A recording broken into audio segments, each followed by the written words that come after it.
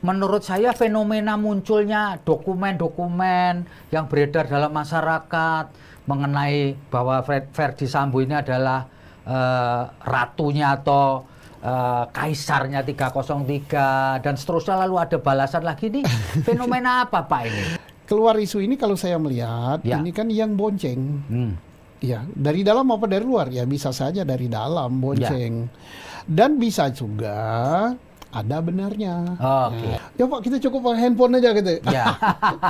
Pakai handphone langsung transfer, nanti 2 angka berapa kali. Artinya judi itu memang ada. Ya. Seberapa powerful sih Pak seorang Kadif Propam ini kalau di jajaran Polri Pak? Kalau ini kan powerful. Kenapa begitu? Karena dia menentukan hitam putih seseorang yang mau promo. Misal seseorang yang sedang duduki jabatan. Kalau dia diperiksa oleh Propam karena ada laporan terkait suatu masalah dan masalahnya itu mendekati benar-benar, dia lapor ke Kapolri, ini jadi catatan khusus bagi Kapolri. Orang-orang yang memegang jabatan seperti ini yang menentukan nasib orang, ya powerful gitu. Ya. Di atas dia ini ya Kapolri sama Wakapolri gitu.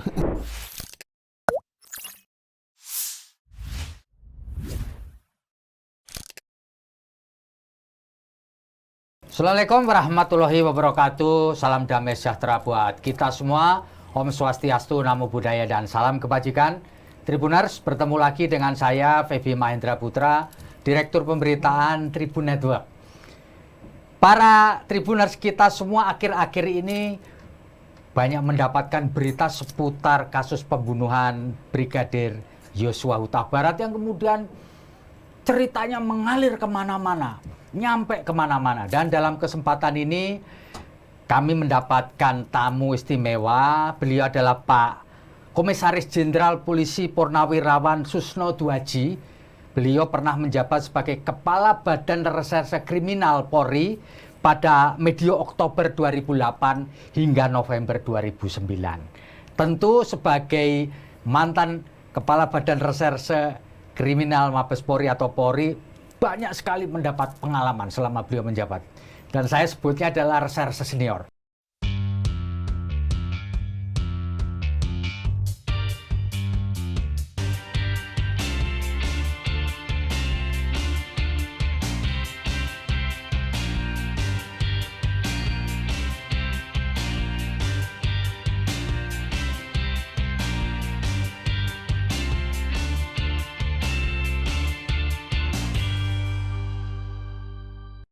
Saya akan sapa beliau. Assalamualaikum Pak Susno. Waalaikumsalam warahmatullahi wabarakatuh, Pak Feby, Mas Feby, Terima dan kasih. para pemirsa Tribun sekalian. Iya, Pak Susno sebagai seorang reserse senior, ya, tentu Pak Susno punya pengalaman sangat panjang, baik di tubuh Polri maupun sebagai pengusaha dan sebagai pengamat sekarang di kepolisian, dia terkait dengan bidang kepolisian. Pak Susno, apa yang Bapak lihat dari munculnya kasus pembunuhan Brigadir Yosua sampai kemudian ada tersangkanya adalah atasannya sendiri, Kepala Divisi Pengamanan di Polri, Kadif Propam, Pak Irjen Polisi Sambo, Ferdy Sambo, dan kemudian sekarang banyak beredar dokumen-dokumen Pak ini Pak. Ya kan, ada yang judulnya Kaisar Sambo dan Konsorsium 303, kemudian dibalas lagi dengan dokumen yang menyangkut Kabar Reskrim yang sekarang Pak Komjen Agus. Menurut Pak Susno ini apa sih Pak? Pertama, ini kan kasus yang paling menarik perhatian masyarakat se-Indonesia. Mengapa? Karena kasus ini kan sesuatu yang tidak terbayangkan dan tidak mungkin terjadi mestinya. Seorang jenderal membunuh orang yang paling dekat dengan dia setelah istri. Setelah istri, orang yang paling dekat dengan dia adalah ini yang dibunuhnya ini. Mengapa saya katakan paling dekat? Karena dalam kedinasan dialah yang awal, dialah yang menyiapkan segala macam keperluan. Dalam hal di luar dinas dia melekat di rumah tangga, mungkin ambilkan sepatu, ambilkan apa, pokoknya sangat dekat. Tapi tega untuk dibunuh. Kan ini kan aneh, rasa-rasanya kan nggak mungkin. Tapi terjadi, sehingga perhatian seluruh Indonesia ke sini. Nah, lebih aneh lagi dan lebih nggak masuk akal lagi gitu kan. Si jenderal ini kan tidak bertanggung jawab, gitu, tidak kesatria. Ya. Dia lemparkan tanggung jawabnya ini kepada pembantunya juga, pangkat terendah, Barada. Ya. Disuruh ngaku ini, kemudian dia mencoba menjadi sutradara, merancang cerita seolah-olah terjadi tembak-menembak. Alasan tembak-menembak karena si korban Brigadir Joshua Huta Barat ini mengganggu istrinya. Ditembak, gitu. Ditembak, matilah dia. Satu di atas, katanya satu di bawah. Yang di atas, yang di bawah tembak 7 peluru, nggak ada yang kena. Yang atas nembak ke bawah 5 peluru, kena semua. Kemudian mengatakan si Barada ini jago tembak, pelatih tembak, macam-macam lah polisannya. Tapi kan ini kan hoak, bohong yang dirancang oleh mereka. Dan anehnya yang merancang hoak ini sang jenderal sendiri. Bersama istrinya, karena istri kan dirancang sebagai pelaku hoak juga, pura-pura dilecehkan, dan juga melibatkan yang namanya staf ahli Kapolri. Staf ahli Kapolri ikut merancang ini yang mundur. Jadi setelah peristiwanya hangat, panas, terbongkar sebenarnya sampai sekarang DPR kalau tidak salah hari ini heboh, gitu kan? Walaupun belum RDP dengan Polri hari ini, baru dengan Menko Polhukam, Komnas HAM, dan LPSK, serta apa namanya Kompolnas. Heboh DPR. Nah, jadi ini kasus yang menghebohkan, menarik perhatian, dan juga ini menyita tenaga, energi, pemikiran dari petinggi-petinggi Polri. Jadi kasusnya demikian menarik, gitu. Lalu menurut saya fenomena munculnya dokumen-dokumen yang beredar dalam masyarakat mengenai bahwa Ferdy Sambo ini adalah ratunya atau kaisarnya 303 dan seterusnya, lalu ada balasan lagi, nih fenomena apa Pak ini? Apa orang mengira bahwa ini adalah suara dari dalam, ada yang bilang ini memanfaatkan situasi dari luar. Kalau menurut Pak Susno sendiri yang lama di kepolisian gimana Pak ini? Jadi, fenomena apa sih? Begini, ini kan sudah terlalu heboh Indonesia ini kan. Sudah 1,5 bulan dari tanggal 8 sampai dengan hari ini tanggal 23 ya hari ini. Ini udah 1,5 bulan persis ya. Jadi banyaklah yang bonceng. Yang bonceng ini baik dari dalam maupun dari luar. Bonceng. Dibuatkanlah skenario mungkin. Wah, ini bapak ini terlibat judi, kerajaan judinya ini. Kemudian bapak yang ini juga terlibat. Kemudian lagi diembel-embeli dengan apa namanya Satgas Sus. Satgas Sus. Yang katanya mengkoordinir apa namanya perjudian, narkoba, penyelundupan minyak dan lain-lain. Yang menghasilkan uang. Macam-macam isunya sehingga Satgas Sus dibubarkan, dan kebetulan Satgas Sus ketuanya adalah Pak Ferdy Sambo, bubar. Keluar isu ini. Nah, keluar isu ini kalau saya melihat ini kan yang bonceng. Dari dalam apa dari luar? Ya bisa saja dari dalam bonceng. Kan wah, goyang polisi ini. Kalau goyang kenapa pejabat ini nggak digeser? Kalau digeser bintang 3 kan ada kesempatan bintang 2 naik.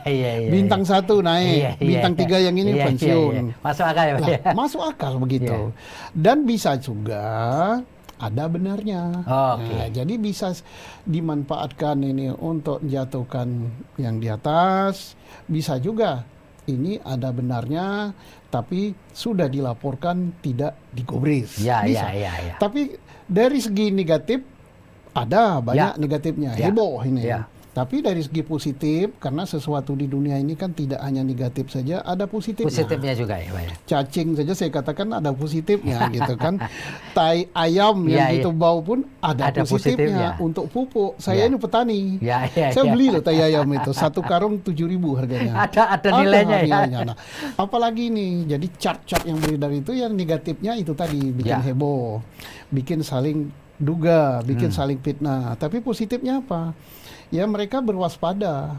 Kemudian untuk pimpinan, untuk lihat ke bawah, apa benar ini. Tentunya dia kan akan mengerahkan unit-unit atau fungsi-fungsi yang melakukan penyelidikan. Coba kamu selidiki informasi ini, benar apa tidak.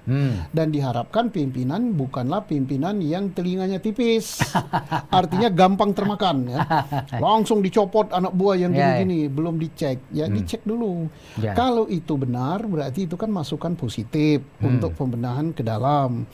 Kalau tidak benar, janganlah itu dimanfaatkan. Nah, tetapi kalau saya, satu hal positif yang saya lihat sekarang ini, apa? Sejak keluar itu bahwa ini jaringan judi, jaringan apa-apa, judi-judi tiarap sekarang. Tiarap ya. Kenapa tiarap? Loh, saya ini kan sudah jadi rakyat jelata.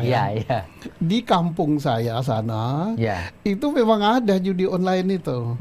Nah, judi online itu kalau nggak salah sehari buka sampai 4 kali loh kalau nggak salah. Saya pernah tanya kepada tukang yang pernah kerja saya, kamu kok pekerjaan belum selesai udah minta duitnya apa?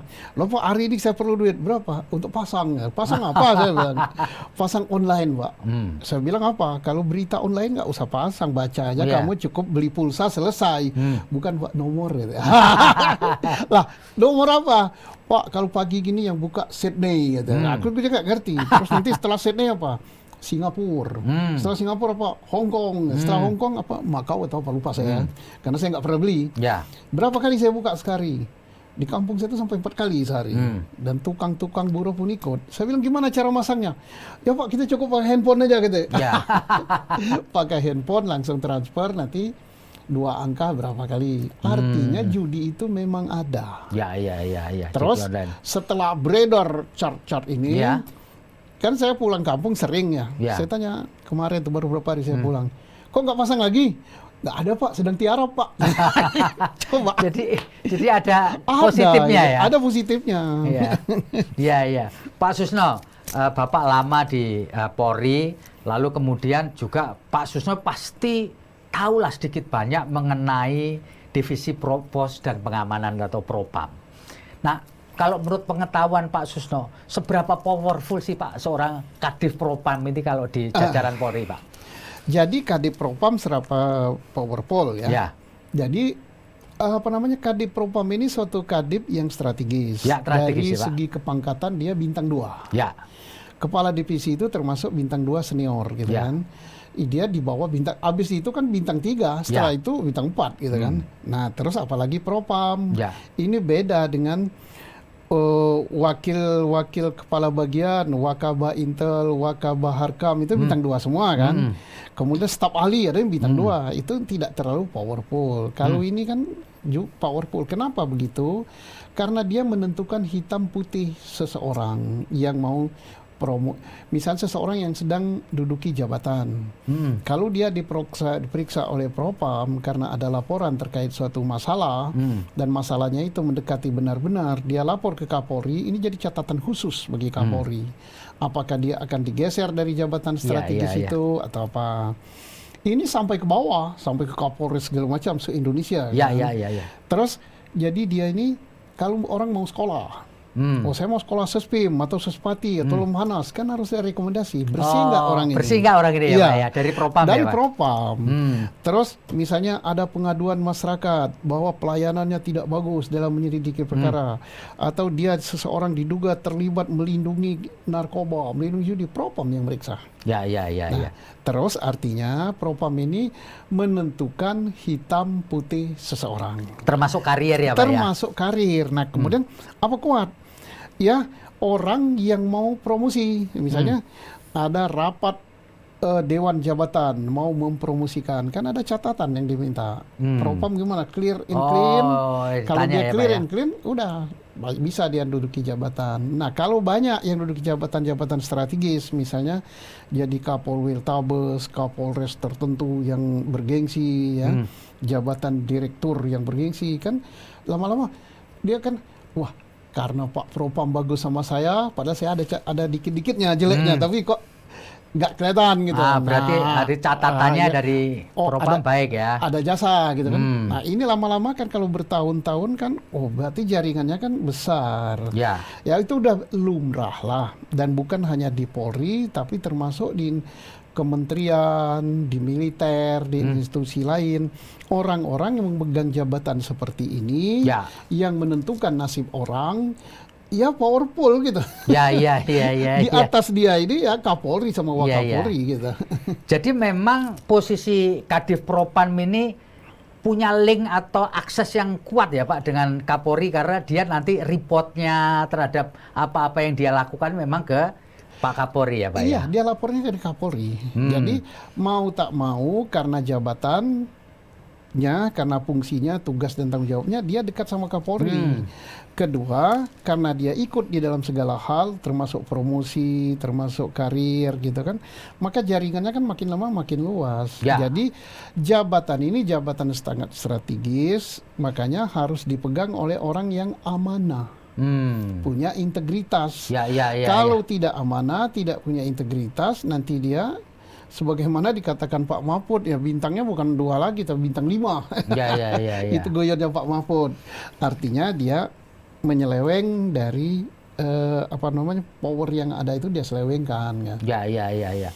Pak Susno, terkait dengan posisi sekarang ini, tim sus sudah merilis, sering merilis kronologikal dari kasus pembunuhan Brigadir Yosua Huta Barat ini. Tentu Bapak ngikutilah ya. Nah, apakah menurut Bapak sebagai seorang reserse senior, urut-urut atau jalan cerita yang sekarang diperoleh penyidik itu sudah make sense gitu Pak? Bagaimana menurut pendapat Pak Susno? Kalau saya menilai sejak ditangani oleh tim sus itu kalau nggak salah setelah belas-belasan Agustus.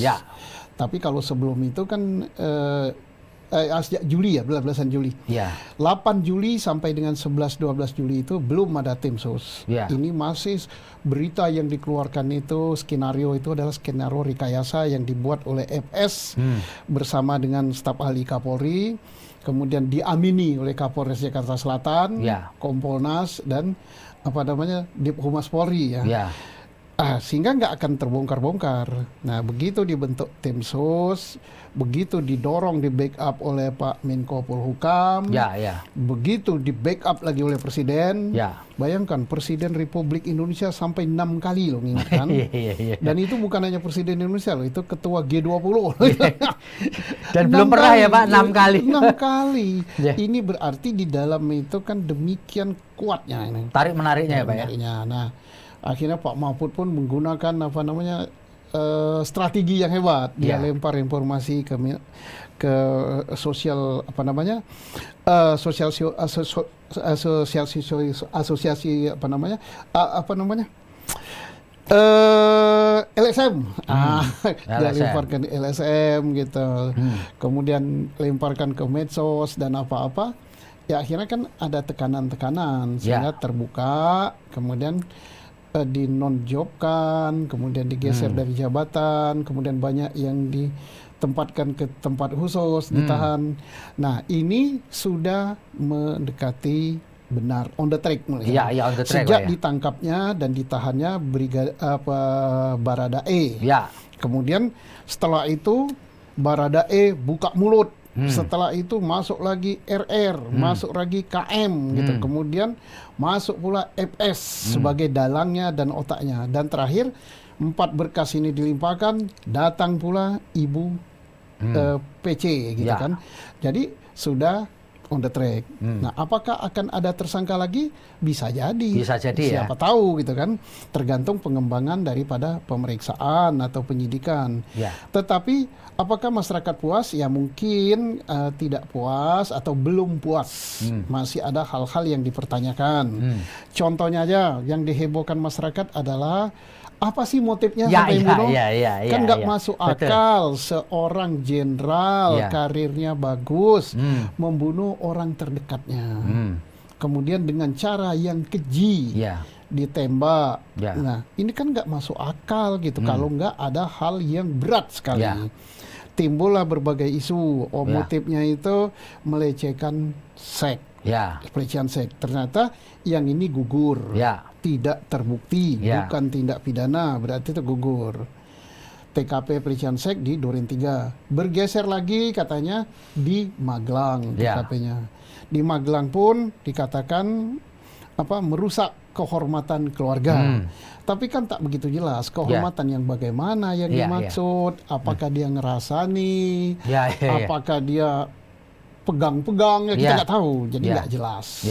Di Magelang pun apa yang dilakukan juga tidak jelas. Jadi artinya untuk sampai ke pelecehan seks, ada seks atau ada selingkuh dari si korban ini kecil karena sudah dinyatakan nggak ada gitu kan.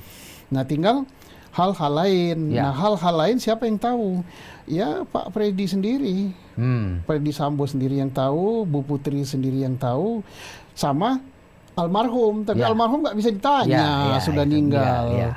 Ya, tetapi karena ini kasus pembunuhan, tidak dipersyaratkan apa motifnya. Oh memang tidak perlu dipersyaratkan, karena unsurnya itu yang penting bahasa harian masyarakat, nyawa orang udah kamu cabut. Udah dicabut dengan direncanakan atau dicabut dengan tidak direncanakan. Kalau misalnya ketemu di jalan senggolan, berantem, ditusuk, mati, itu tidak 338 tidak direncanakan. Tapi awas ya, dia nyakiti hati saya ya, nanti saya rencanakan, saya rapat sama teman-teman, kita bunuh dia. Bunuhnya hari ini dengan ini jam sekian. Ini perencanaan. 340 hukuman mati. Tak perlu motifnya apa. Nah, sekarang kenapa masyarakat menuntut motif? Karena tadi kan melihat sesuatu yang tidak mungkin dilakukan kok dilakukan. Betul. Sehingga ingin tahu apa sih sebabnya. Nah, namun penyidik kan tak perlu itu. Yang penting bagi dia kau sudah membunuh. Nah, yang penting motif ini sebenarnya selain publik ingin tahu, dia sendiri. Motif ini yang sangat perlu adalah Pak Sambo sendiri, sama Bu Putri sendiri. Kenapa? Karena dia untuk motif ini nanti akan ditanya hakim, kenapa kau bunuh dia? Betul. Oh, saya bunuh dia karena dia nabrak pantat saya di jalan, kemudian dia tidak minta maaf. Wah, saya panas kan? Kenapa kamu bunuh dia? Oh, dia nempeleng saya. Ini atau karena dia nusuk saya, gitu, saya bunuh dia. Nah, ini kan artinya menjadi unsur yang meringankan bagi dia. Tapi kalau misalnya hanya hal yang kecil saja masalahnya, misalnya hanya bahasa Jawa ngerasani, ngerasani, oh Pak ini Pak Sambo tuh begini ngerasani, padahal tidak ya. Kok langsung dibunuh? Ini berarti orang ini kejam sekali. Berarti ini termasuk hal yang memberatkan. Masalah sepele kok bunuh, gitu. Bunuhnya direncanakan lagi gitu. Berat dia, bisa hukuman mati. Tapi kalau misalnya masuk akal dia untuk melakukan pembunuhan itu, semuanya pembunuhan itu tidak masuk akal semua ya, karena masih banyak jalan lain gitu. Tapi lebih berat daripada hal sepele, ini bisa meringankan dia. Jadi yang penting motif itu sebenarnya dia sendiri. Jadi sebenarnya kepentingan motif itu ada pada terdakwa atau tersangka ada pada tersangka, terdakwa. Iya. Bila perlu tidak ditanya sama penyidik pun dia jelaskan, dia saya bunuh karena begini-begini. Tapi kenapa dia merahasiakan, tidak buka? Ya mungkin pertama sepele banget. Kedua mungkin menyangkut rahasia dia. Kan bisa ada dua ya, sepele banget atau menyangkut sesuatu yang tidak boleh orang tahu gitu kan. Iya. Pak Susno, sebenarnya pengalaman Bapak sebagai reserse, Pak, apakah perlu TKP itu disampaikan kepada publik, Pak? Visual TKP, karena orang sampai sekarang kan tidak pernah tahu sebenarnya apa yang terjadi di dalam ruang itu. Dan kemudian apakah barang bukti buat seorang penyidik itu perlu disampaikan kepada publik atau enggak, Pak?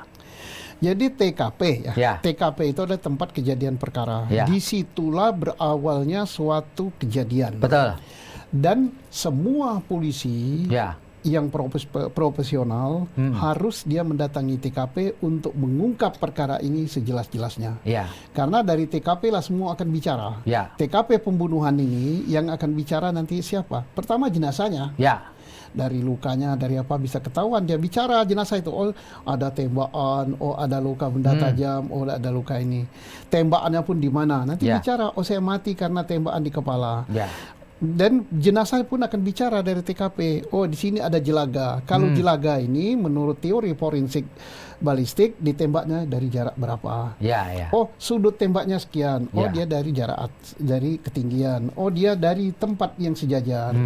Kan terungkap semua dengan caranya. Kemudian dari TKP inilah kita bisa menemukan alat yang digunakan, misalnya senjata. Nanti senjata bisa dicocokkan. Peluru yang masuk ke dalam tubuh korban apakah keluar dari senjata itu? Senjata yang ini, senjata yang ini, atau dari kedua senjata. Kemudian siapa pemilik senjata ini? Oh, ternyata senjata ini justru milik si korban. Berarti senjata korban ini diambil untuk bunuh dirinya. Tentunya bukan korban kan yang bunuh, orang lain. Nah, siapa yang gunakan? Nah, betul nggak tembak-menembak seperti skenario awal? Akan kelihatan. Loh, satu di atas, satu di bawah. Yang di bawah dengan 7 peluru. Yang atas 5 peluru. Nah, yang 7 nggak ada yang kena, nggak masuk akal. Yang ini lebih senior. Yang itu baru 2 tahun jadi polisi. Ya nggak masuk akal lah. Karena nembak ke atas lebih gampang daripada di atas nembak ke bawah. Satu. Yang kedua, 5 peluru kena. Lo katanya untuk bela diri kan. Misalnya saja ini.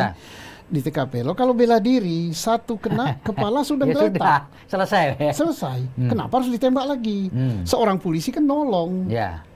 Kalau ditolong dibawa ke rumah sakit apa-apa.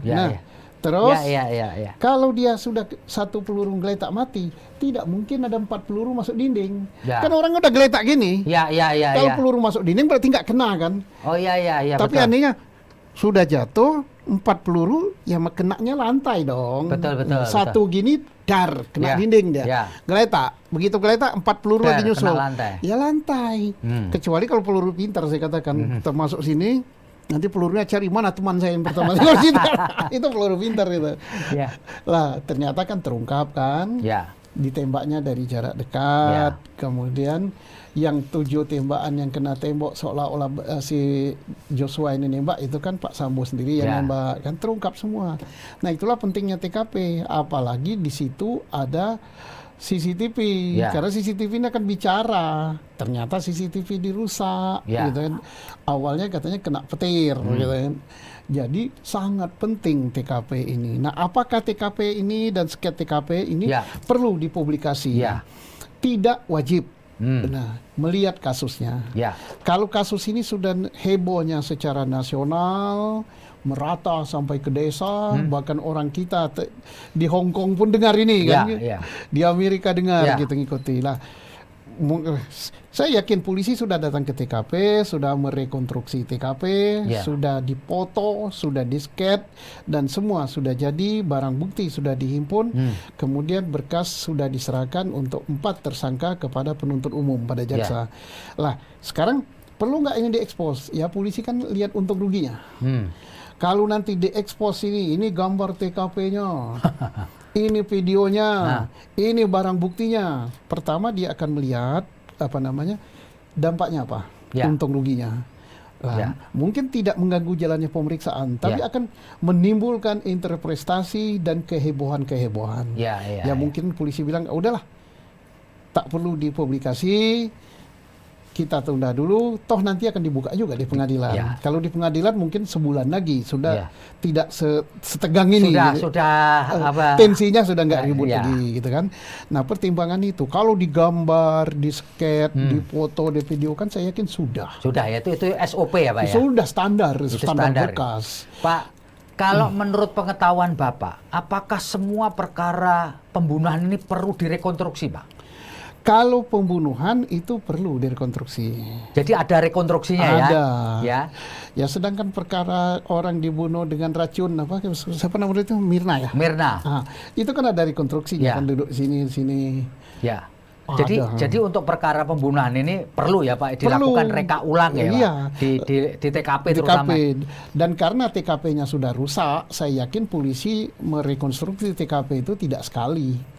Mungkin sekali, 2 kali, cocokkan saksi ini, oh udah pas betul, tidak ada yang berbohong lagi, baru Tapi kok dalam perkara ini sudah sebulan kok tidak dilakukan rekonstruksi, Pak? Sudah, tapi kita nggak tahu kan. Oh, kita tidak tahu ya? Tidak perlu diumumkan juga ya, Pak? Tidak perlu diumumkan. Ya, rekonstruksi. Pak, saya ini sebagai orang awam ini, Pak ya, Bapak polisi ya, Pak. saya kok agak surprise ketika ada seorang Barada Bayangkara II menembak temannya sendiri, tapi tidak dilakukan trauma healing, Pak. Apa ini wajar, Pak, seseorang yang membunuh temannya sendiri, apapun perintahnya, karena dia nggak punya motif ya kemudian menembak, lalu dia kemudian tenang, malah orang lain yang tidak ikut nembak kena trauma healing, yaitu Ibu PC. Apa menurut Bapak sebagai reserse, apa ini biasa saja polisi nembak orang, kalau penjahat sih barangkali ya. Tapi saya sebagai orang awam kok heran ya, Pak. Baradae yang baru 2 tahun jadi polisi, lalu kemudian nembak temennya sendiri, ya.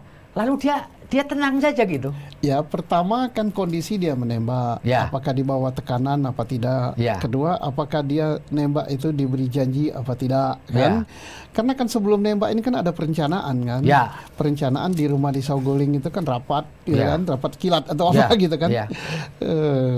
Rapat kilat itu kalau menurut polisi kan FS, Ibu PC, kemudian ada Baradae, ada RR ya. Nah, siapa lagi saya nggak tahu, tapi saya tahunya kan dari polisi juga yang menjelaskan ini. Ya, mungkin dia setelah di briefing kayak gitu, ya dia nekat saja gitu ya. Nah, apakah dia ada kelainan, ada gangguan atau apa, kok dia tega menembak temannya? Polisi kan punya dinas psikologi kan.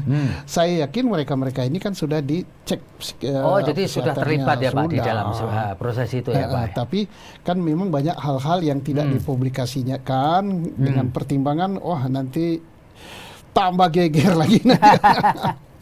Pak, ini ada selain mereka yang terlibat secara langsung di dalam pembunuhan ini, juga ada orang yang dianggap sebagai obstruction of justice, ya, sejumlah anggota polisi kemudian mereka menurut tim sus ini atau Pak Irwasum ditempatkan di tempat khusus. Ini apa sih Pak tempat khusus ini? Sepengetahuan Pak Susno ini, gimana itu Pak penjelasannya? Jadi yang diperiksa oleh polisi, yang diperiksa oleh penyidik itu kan kalau nggak salah sudah 80 sekian orang. Disaring, kemudian 31 orang, sekarang kalau nggak salah 36 ya menjadi ditempatkan di tempat khusus. Ini kan istilah supaya tidak berbenturan dengan KUHP. Kitab Undang-Undang Hukum Acara Pidana. Undang-Undang Nomor 8 tahun 81. Kalau KUHP tidak mengenal yang namanya ditempatkan dalam tempat khusus. Tidak mengenal tahanan saja. Tahanan 20 hari gitu. Orang yang bisa ditahan itu ada syarat tertentu. Untuk tindak pidana diancam dengan pasal 5 tahun ke atas. Atau tindak pidana yang dikecualikan. Seperti penggelapan, penipuan, itu yang 4 tahun, tapi boleh ditahan. Nah, obstruction of justice ini ancaman hukumannya kalau nggak salah di bawah setahun. Ya jelas dia nggak bisa ditahan. Tidak memenuhi syarat untuk ditahan. Tetapi penyidik atau Polri berkepentingan untuk menahan dia. Gimana caranya? Kalau nggak ditahan, dia ini kemana-mana nanti. Ganggu jalannya pemeriksaan. Maka di dalam kode peraturan Kapolri tentang kode etik itu ada istilah ditempatkan dalam tempat khusus. Ya sama mawon dengan tahanan. Hanya dia mungkin tidak dapat jatah makanan dari Kemenkumham karena tidak masuk di dalam rutan polisi. Bukan rutan ya. Iya, tahanan polisi itu kan rutan itu namanya. Dan tidak tunduk pada aturan-aturan rutan, kan. Nah, jadi dia ditempatkan situ. Masanya pun melebihi masa penahanan. 30 hari. Iya, kalau penahanan kan hanya 20 hari. Kalau ini 30 hari.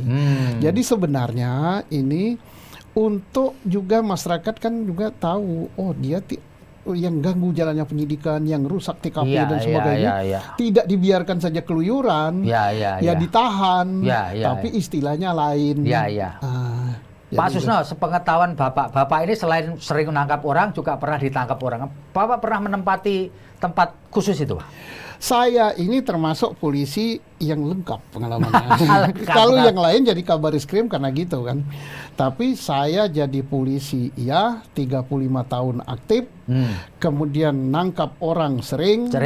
Meriksa orang sering, nahan orang sering, ikut di dalam penyusunan undang-undang, saya ikut. Saya mewakili Polri di dalam penyusunan undang-undang tentang KPK ikut, pencucian tentang uang. Teroris ikut, pencucian uang ikut, RUU TNI ikut, polisi ikut, banyak sekali, hampir 30-an undang-undang.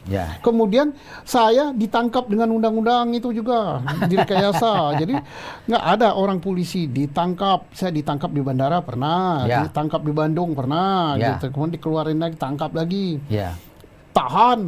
Nah makanya ini rekayasa seperti ini jangan sampai terulang lagi. Karena Bapak pernah merasakannya. Pernah merasakan nggak enak. Saya itu direkayasa, hanya korban saya itu kan dicopot dari jabatan, kemudian dimasukkan dalam penjara.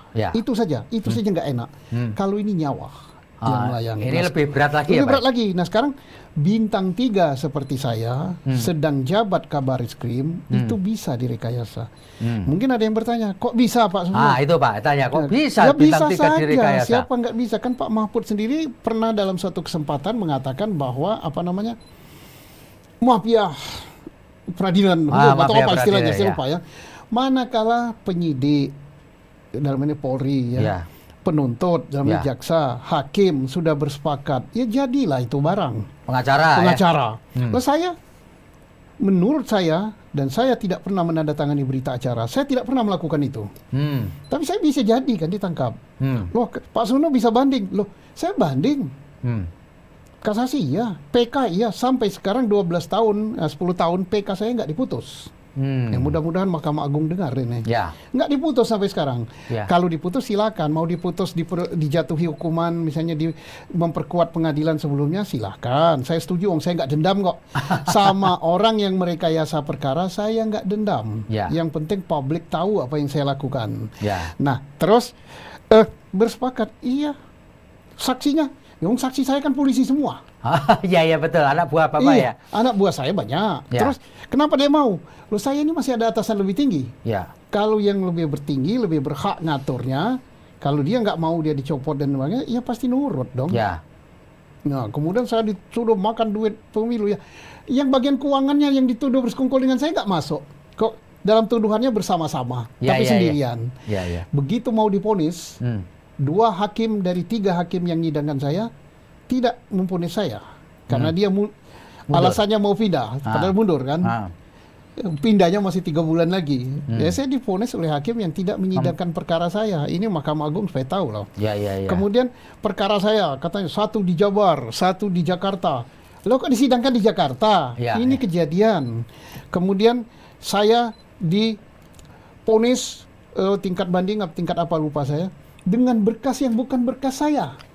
Nomor perkara itu bukan berkas perkara saya. Perkara orang lain. Jenis perkaranya berbeda. Tapi saya diponis dengan berkas itu. Namanya bukan saya. Itu terjadi pada saya. Itu karena itu bintang 3 loh Pak ya. Bintang 3. Jadi itu karena ada saling menyandera gitu. Saling sandra ya. Kalau polisi udah nyandra penuntut. Ya Sandra, kamu gini loh. Ini kan nurut. Kalau penuntut nyandra ini nurut. Ya kan Pak Mahfud kan begitu bilangnya. Ini bukan saya loh. Pak Mahfud yang Menko Polhukam dalam suatu pidato gitu. Kalau manakala aparat sudah bersepakat, ya jadilah itu barang. Tetapi kan masih ada peradilan yang paling tinggi, yaitu peradilan akhirat. Itu yang kita harus patuhi. Kemudian kembali ke saya. Mumpung ini sedang terjadi. Bintang 3 Kabarizkrim aktif, bisa direkayasakan perkara kok. Yang nggak masuk akal. Kemudian apalagi yang pangkat lebih rendah, ini nyawa melayang. Dan bisa lagi ini menimpa kepada masyarakat biasa dan siapa saja. Bisa. Kita tinggal nunggu waktu saja. Nah, kemudian caranya bagaimana? Momentum yang terbaik ini, Brigadir Joshua Huta Barat telah mengorbankan jiwanya, darah, air mata. Ini jangan dilewatkan begitu saja. Kita gunakan untuk membenahi Polri milik rakyat ini. Momentum ya Pak ya ini ya. Yang saya cintai, saya sangat cinta pada Polri. Yang mereka saya, walaupun pangkatnya lebih tinggi, itu bukan institusi, itu oknum. Orang. Sama dengan Pak FS ini oknum bukan Polri, tapi organisasi ini harus kita benahi. Apa yang harus dibenahi? Sekarang beredar di masyarakat dan beredar juga di mana-mana. Di civil society mengatakan harus reposisi. reposisi itu artinya menempatkan Polri di mana. Ya. Menurut saya itu bukan prioritas utama. Itu bukan solusi ya Pak ya? Bukan. Tempatkanlah Polri di bawah kementerian apa. Kalau menterinya ini berasosiasi kepada suatu kelompok atau golongan atau partai, ini kan jadi alat juga dia. Jadi Polri jadi alat siapa yang jadi siapa yang menteri? Berkuasa di sini? Karena menteri ini punya kuasa untuk memindahkan ini kan. Karena menteri jabatan politik kan Pak? Iya, tunduk dia. Nah, sekarang yang penting diperbaiki apa? Ya. Pengawasan. Ya. Kenapa saya katakan pengawasan? Memang Polri ini nggak ada pengawasan eksternal. Yang ada pengawasan internal. Dari mana? Irwasum. Propam. Ya. Tapi ini kan sudah terbukti. Propam terbukti mandul kan. Dia sendiri yang berbuat. Ya. Irwasum juga tidak efektif. Ya. Terus apa lagi? Kompolnas. Lah juga Kompolnas kan cenderung jadi corongnya Polri, tidak efektif. Kompolnas ini mandul juga. Dia nggak punya kekuasaan memanggil, nggak punya kekuasaan menyelidik, nggak punya kekuasaan menyidangkan, nggak punya kekuasaan atau kewenangan untuk menjatuhkan sanksi. Ya. Nah, contohnya yang bagus apa? Polri ini adalah organisasi yang sangat besar di Republik ini. Anggotanya 420 ribu atau 10 ribu ya. Seluruh Indonesia. Kekuasaannya sangat besar. Ya. Apa kekuasaannya? Hampir semua undang-undang itu memberikan kekuasaan pada Polri. Ya. Siapa yang beri kuasa ini? Rakyat. Siapa yang ngawasi? Nggak ada. Ya. Lah, KPK yang personelnya saja tidak sampai 5.000 kalau nggak salah. Apa gimana? Kalau saya salah mohon maaf ya. Itu ada pengawas eksternal, Dewan Pengawas, dan Dewan Pengawas ini bisa memanggil, bisa memeriksa, bisa menyidangkan, dan bisa memberi sanksi kepada siapa? Pimpinan KPK, ketua KPK, wakil ketua, komisionernya, anggotanya. Di Polri, kalau Kapolrinya yang melanggar, siapa? Nah, sudah selayaknya dibentuk. Apakah kita memperkuat Kompolnas? Apakah dibentuk yang baru yang sifatnya tadi sama dengan yang di KPK itu, Dewan Pengawas? Jadi perlu ada amandemen Undang-Undang Polri kan Pak? Kalau sebelum di amandemen mungkin ya dibentuk Dewan Pengawas ingin cepat dulu, mungkin dengan peraturan pemerintah dulu. Oke. Nah, nanti setelah peraturan pemerintah tuangkan dalam undang-undang. Soalnya undang-undang itu kan buat satu pasal aja lama. Apalagi ini mendekati pilpres, tahun politik ya Pak ya? Apa namanya, pileg, sebentar lagi habis itu pilkada. Nggak sempat bahas ini ya. Mestinya presiden buat peraturan pemerintah atau apalah namanya yang bisa lebih cepat. Nah, terus Dewan Pengawas atau Kompolnas yang akan dibentuk apalah namanya, whatever lah gitu. Yang penting ini kekuasaannya besar, kemudian tidak diisi oleh Polri, tapi tidak diisi oleh aparat sipil, tidak diisi oleh politisi, tapi diisi oleh orang-orang yang punya integritas bagus. Dipilih oleh DPR, tempatkan di pusat yang berwenang untuk ngawasi polisi pusat. Polisi pusat itu aparat Mabes mulai Kapolri sampai siapa. Di tiap Polda harus ada ini. Karena polisi ini banyak, nggak mampu yang ini. Tiap Polda harus ada ngawasi polisi di Mapolda. Tiap Polres harus ada polisi di kabupaten dan kota sampai ke kecamatan. Siapa yang milih? DPRD. Nah, kalau ini ada dan orang-orang yang dipilih ini orang-orang yang clear and clean, punya integritas bagus gitu, insya Allah ada ngawasi. Kekuasaan yang besar dalam organisasi yang besar, tidak ada pengawas dari luar, ini tendent to nyeleweng. Harus ada. Pak Susno, jadi beberapa waktu yang lalu ini juga muncul satu fenomena seperti yang sudah saya sebutkan tadi, bahwa perkara Pak FR ini melibatkan sekian banyak polisi lain ya. Pak, munculnya kayak begini nih Pak, jadi obstruction of justice, selalu tindakan tidak profesional, itu apakah semata-mata ini adalah apa ya, solidaritas korps atau apa Pak ini Pak? Kalau saya katakan pertama, ini bukan obstruction of justice, yes, tapi ini bukan semata-mata tindakan tidak profesional. Mereka ini profesional kok. Jenderal, bayangkan, bintang 1, bintang 2. Ilmunya udah banyak Pak ya? Ilmunya banyak, pengalaman banyak. Dan mereka yang tidak berwenang merusak TKP. Ya memang sengaja merusak Jadi bukan apa namanya tidak profesional, tapi justru lebih condong kepada merusak TKP. Ya. Tujuannya merusak apa? Bukan untuk supaya ini terungkap, tapi justru untuk menutup. Oh, menutup ya. Menutupi dan dijadikan suatu perkara baru dengan skenario baru. Ya. Tapi ini skenario ini kalah sama skenario ilahi gitu Ya, kan. ya. Terbongkar dia. Ya. Terbongkarnya di mana? Di kota kecil di mana itu di Jambi itu sungai apa namanya? Terbongkar di situ karena keluarganya nangis nggak bisa buka peti. Begitu peti dibuka kan ada luka yang mencurigakan. Kan cobalah kalau nggak ada yang nangis nggak ada apa-apa, sempurna sudah. Ya, ya. Nah, jadi ini mereka itu bukan tidak profesional tapi sengaja merusak tempat kejadian dengan kemampuan dia untuk apa? Untuk menutup kejadian yang sebenarnya. Nah, fenomena ini apakah hanya semata-mata karena jiwa korsanya atau taat kepada atasan, takut atau bagaimana ini, Pak?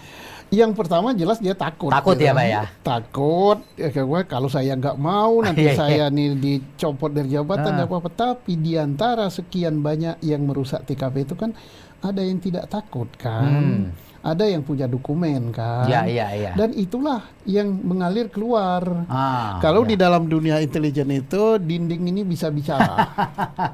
Tembok bisa bicara, angin membawa berita. Iya. Buktinya Pak Mahfud mengeluarkan statement, mengeluarkan informasi, dan itu A1 semua. Dan dunia intelijen A1 itu artinya akurat, sumbernya benar, isinya benar, akurat. Dari mana kalau nggak dari dalam? Betul. Berarti ada sebenarnya orang-orang yang tidak tega. Ada yang masih berpikiran jernih. Ya. Nah, kemana dia membocorkannya? Ya kalau nggak dibocorkan kalau di dalam kan bahaya bagi dia dan tidak benar. Ya itulah yang ini. Dan ini apa? Pembocoran itu bagus apa tidak? Untuk menyelamatkan Polri bagus. Karena dengan itulah kejadian terbongkar dan Polri ini selamat daripada disalahgunakan. Ya. Pak Susno, banyak orang mempertanyakan apakah dokter yang memeriksa mayat yang pertama itu tidak masuk kategori obstruction of justice. Kalau menurut Pak Susno gimana?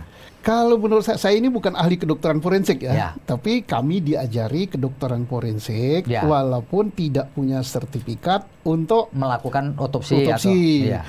Untuk menilai sesuatu, tapi diajari kami. Oh ini jarak tembak sekian, oh ini benda tajam, oh ini benda tumpul, oh ini peluru, oh ini sudut tembakan sekian, diajari itu. Tapi kami tidak bisa mengeluarkan visum et repertum yang mengatakan ini peluru, ini luka karena benda tajam, bukan. Dokter itu, saya belum baca hasil visum yang dikeluarkan oleh dokter itu. Yang pertama ya, Pak ya? Yang pertama tidak pernah lihat dan tidak pernah dipublikasi. Yang patut dipertanyakan, dokter yang menangani itu berapa banyak? Ya, berapa banyak ya di rumah sakit Polri ya, Pak? Kedua, apakah dokter ini punya sertifikat, punya untuk keahlian melakukan untuk melakukan otopsi? Itu dua ya. Berpengalaman apa tidak? Jadi dia sendirian apa banyak? Kemudian dia punya keahlian atau kemampuan. Ketiga, ini kan sebentar katanya hari ini mau keluar visum repertum kedua, hasil otopsi kedua. Tinggal dicocokkan aja. Sama nggak? Mirip nggak? Kalau beda-beda tipis ya nggak apa-apa ya. Tapi kalau beda jauh, kalau kata yang ini ada luka benda tajam, ada luka benda tumpul. Kalau kata yang ini hanya tembakan saja, jumlah tembakannya pun nggak benar gitu. Ya berarti yang ini kan nggak beres. Nah, nggak beresannya itu kita bisa kita tanya, sengaja apa hilap atau dipaksa gitu kan. Tinggal kita tanya ini. Makanya sebenarnya saya katakan dari dulu dokter itu harus diperiksa. Karena dari dokter itulah ini akan terungkap. Dan saya yakin penyidik tim sos sudah memeriksa dokter itu. Karena saya yakin penyidik yang meriksa kan penyidik markas besar. Penyidik markas besar ini apalagi langsung ditongkrongi, diawasi oleh Irwasum bersama dengan Kabarisskrim. Pasti sudah profesional ya. Ya. Pak Susno, ketika penyidik tim sus ini melakukan sejumlah penggeledahan, muncullah satu informasi mengenai temuan uang katanya Pak ya. Ya, yang jumlahnya menurut 900 miliar gitu dalam bentuk dolar Sin gitu ya. Nah, tapi tidak ada satu penjelasan yang gamblang, Pak. Sebenarnya menurut Pak Susno ini apa seharusnya sikap Polri di dalam merespon informasi atau isu ini, Pak? Polri kan sudah memeriksa rumah itu. Ya, 3 rumah Pak ya, atau 4 lah ya. Kemudian dari sekian banyak rumah yang sudah digeledah, kemudian semua sudah dibongkar, tak pernah dia mengeluarkan, membawa atau merilis atau baik statement maupun gambar-gambar tentang uang itu. Ya. Dan terakhir kalau nggak salah kemarin Kadip Humas siapa mengatakan itu nggak benar. Ya, ya betul. Ya. Dan nyimpan uang sebanyak itu di rumah ya bodoh bener ya.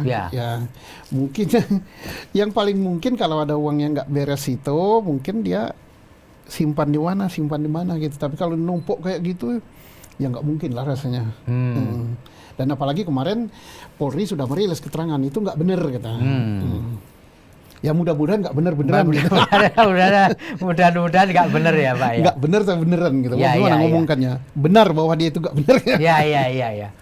Pak, ini tentu semua ini ada hikmahnya ya Pak ya. Ya. Semua ada hikmahnya. Menurut Bapak, apa hikmah yang bisa diambil dan bagaimana kita memanfaatkan hikmah ini Pak?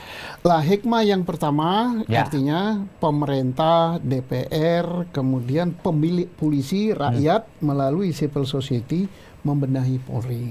Ya. Yang harus dibenahi pertama itu adalah pengawasan. Pengawasan ya nomor 1 ya Pak ya. Apa yang harus diawasi? Ya dirumuskan.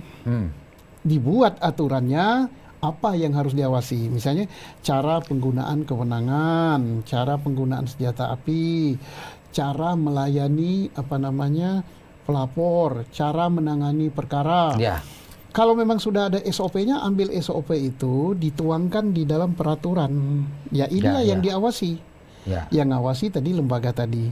Yang kedua, ini kesempatan terbaik bagi internal Polri dan elit-elit Polri untuk istilahnya bersih-bersih. Ya, bersih-bersih.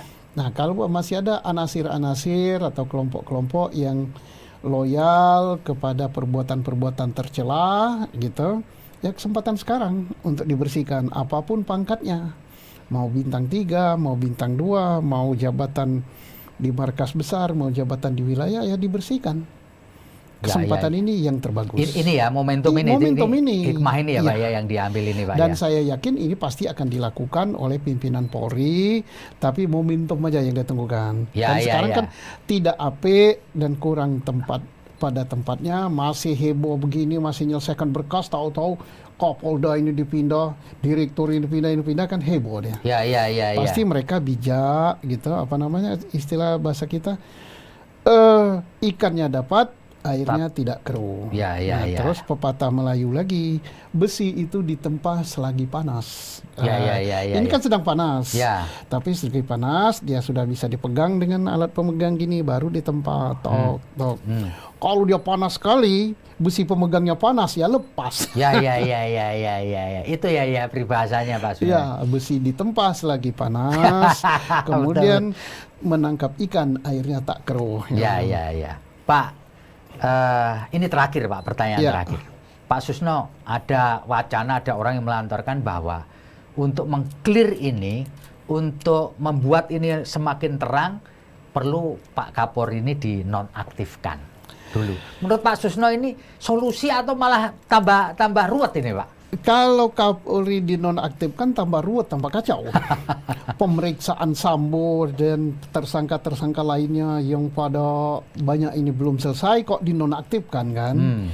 Ya, tidak nonaktif pun ini kan seolah-olah gak ada kendali. Jadi kalau menurut saya itu bukan solusi. Ya, kalaupun misalnya Kapolri, saya yakin Kapolri kan kesatria. Kalau dia merasa bersalah, mungkin dia selesaikan dulu semua ini. Dia selesaikan dulu, berkas perkara udah selesai, pembersihan ke dalam sudah selesai.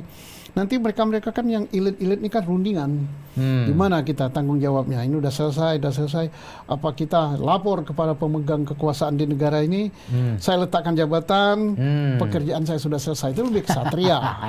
Tapi kalau di tengah jalan gini dicopot kan kurang pada tepatnya. Ya, malah tidak menyelesaikan masalah ya Pak ya. Tapi karena ini keluar dari gedung di Senayan, biasa-biasa. Biasa ya. Karena itu lembaga politik. Iya.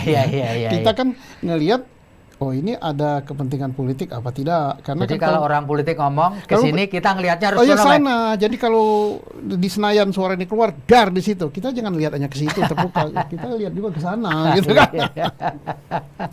Baik, Pak Susno Duaji, terima kasih banyak atas pengetahuan yang luar biasa yang sudah Bapak berikan kepada kami semua, termasuk pembaca dan penonton Tribun, dan moga-moga apa yang Bapak sampaikan ini bisa kita betul-betul ambil hikmahnya, dan karena Bapak sendiri bukan hanya seorang senior di reserse tetapi juga pernah menjadi korban. Pernah jadi korban, pernah ditahan, pernah ditangkap, pernah dipenjarakan dengan rekayasa.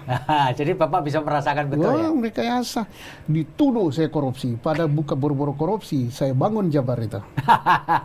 Saya bangun, belikan mobil dinas, saya ini. Dengan uang saya. Iya. Dari mana uang saya? Saya kan pengusaha. Baik, Pak Susno Duaji, terima kasih banyak. Saya Febi Mahendra Putra, pamit undur diri. Assalamualaikum warahmatullahi wabarakatuh. Om Santi Santi Om, Namo Buddhaya, dan salam kebajikan. Serta jangan lupa jaga kesehatan. Terima kasih Pak Susno. Salam sehat untuk semua penonton Tribun. Terima kasih sudah nonton. Jangan lupa like, subscribe, dan share ya.